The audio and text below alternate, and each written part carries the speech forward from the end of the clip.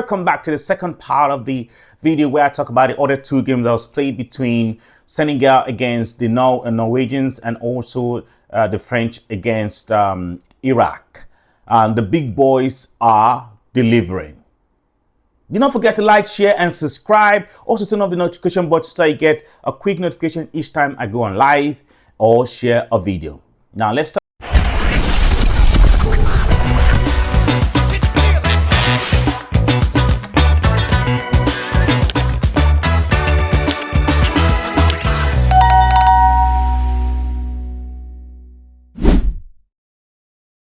Talk about the game between Senegal against Norway.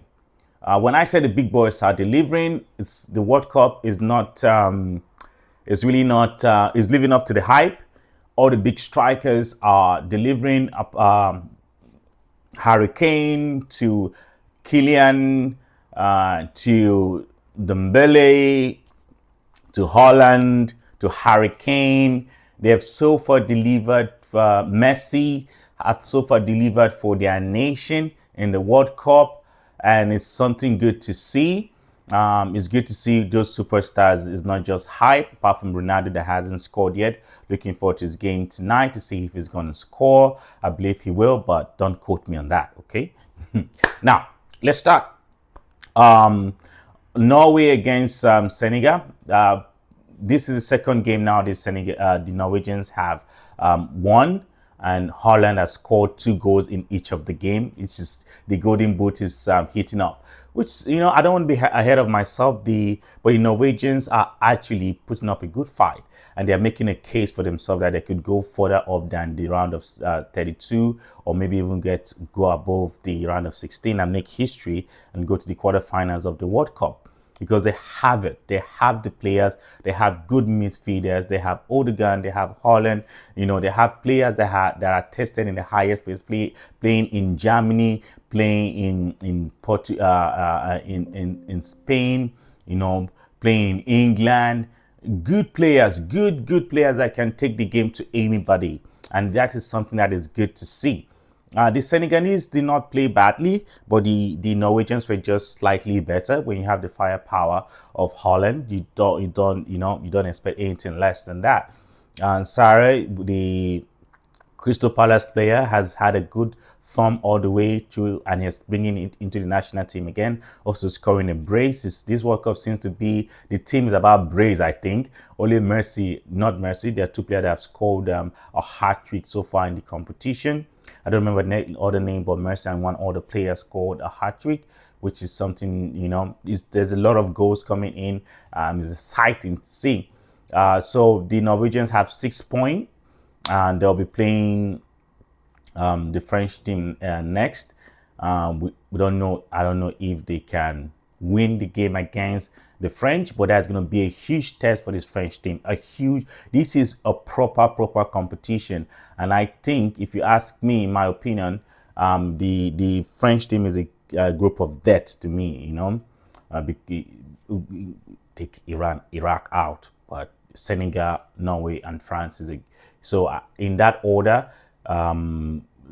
Senegal needs to beat Iraq by a huge goal margin to be able to qualify to the round of 36. Otherwise, they will be out of the competition because they've lost 2 of their games already. But you don't write them off yet. They might do it. They might qualify. I think the way this system is done now, it gives them that grace or that chance to qualify. I think goal difference matters a lot. So they've lost 3-1 in their first game, now 3-2. So they're conceding a lot. Their defense is pretty bad. Very, very bad, actually. Mane and Koulibaly, you guys need to put your act together and do something against the Iraqis. It would be a disgrace if you lost or draw against the Iraqis, because you are way better, way better than the Iraqis. So it's not even this should not be a surprise that the World Cup. No, I don't want that surprise against Iraq. Now let's go to Haaland, and he's delivering. He's one of the best players in the world, a Ballon d'Or contender for over the past 4 seasons. He has been a Ballon d'Or contender, and this World Cup, I don't think he's going to be in top 4 in the Ballon d'Or list for this year because of the season Man City had. And they did win the Carabao Cup. They also won the FA Cup, but they didn't win the Premier League or the Champions. So that kind of bring down his rating in the Ballon d'Or list. But he's doing well with Haaland and Odegaard as well. And 2 goals, kudos to 4 goals now in the competition. The same amount of goal that Kylian has. Messi, the king himself, is above them with 5 goals. Let's talk about Kylian Mbappé and the French team in general. There was a lot of rotation yesterday. Tremani was put on the bench. So the coach, Didier Deschamps, is that the pronunciation? Either way, I find it hard pronouncing this name. Forgive me, guys. Has a lot of rotation. The Argentina didn't do a lot of rotation the way the French team does, which is good. It's going to come in handy as the game progresses because it's the much numbers of games that they will be playing compared to the previous World Cup because of the expanded list of countries that have come into the game. I think only England and French has the firepower to bring people from the bench to change the game. I don't think Spain has it. I saw the substitution that Argentina did yesterday. Those were not match winners. Julio Alvarez, the one struggling to go to Barcelona now and crying about wanting a dream to go to Barcelona. So I don't think he's worth 150 million dirham, but the Real Madrid president made a stunt by making him $150 million striker. But either way, the French team has a lot of strength in depth. Olise did not perform the way he did in the first game, but he gave the assist that made Kylian score the first goal with his left foot, which is incredible. That was his weaker foot, but the way he hit the ball was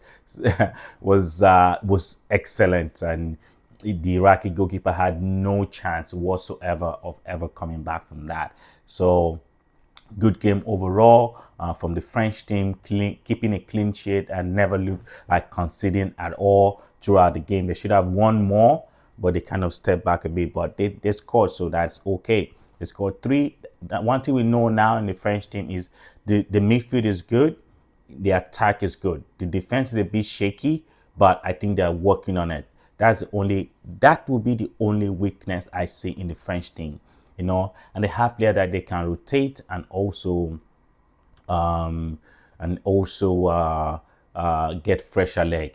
In this case, I don't think Kylian will be rested against Norway. I don't think he should be rested. The reason why I say that is because Messi is 38 years old. He needs recovery. Kylian is young, 26 years old, and is younger than Messi. And the game against Norway is tougher than the game the Argentina are going to have against Jordan. So there's no need to rest Kylian at all. So I think that's why DJ, the coach of the French national team, decided to rotate the squad. So for me, Dembele did well. He scored his first goal in the World Cup, which is also something good to see. He's coming into form at the right time. He's getting his fitness at the right time. Remember, he was injured in the final of the Champions League, and his participation was a bit in doubt. But as we can see, with just like Namin, they're back to fitness. I think both of them suffer from a hamstring injury. Player with so much space that runs so much like that tend to suffer from hamstring. So Olise as well, keeping the form. I'm still keeping my prediction that if the France team wins the competition, the 3 Ballon d'Or players will be Kylian, Olise, and Dembele. But if the British wins it, then we have Harry Kane actually winning the Ballon d'Or for the first time after Michael Owen won it. So it was, again, a good game to watch. Beautiful game, lovely. The first 10 minutes, the Iraqis could not get out of their half at all. They could not touch the ball. The rotation between the French team, the understanding between the French team was good. Yes, the French were playing against a lesser team in the likes of Iraqis. You expected them to score more goals, but also the Iraqi gave a good account of themselves. They didn't sit back. They took the fight. They fought. They defended hard. But the firepower, the experience, the talent in the French team was just too much for the Iraqis to overcome. So it wasn't a terrible scoreline for them. They should be proud of the way they played. That you can't compare Iraqi football to the French team. These are people that are playing in the highest level. You have Ballon d'Or winners, you have World Cup winners, you have Champions League winners, you have Bundesliga's winners. You know, in the team you have La Liga's winner in Kunde. So you have a lot of players. You have a Premier League winner in the squad. So it's there's no comparison, the experience, the talent. So there was nothing Iraq could do that would have upset the French national team. I don't think it was a game of luck, but the French were way more superior than the Iraqis were. So it was a good game to see. I love the fact that the Golden Boot is heating up. That's also something we should look at for. Haaland is on 4.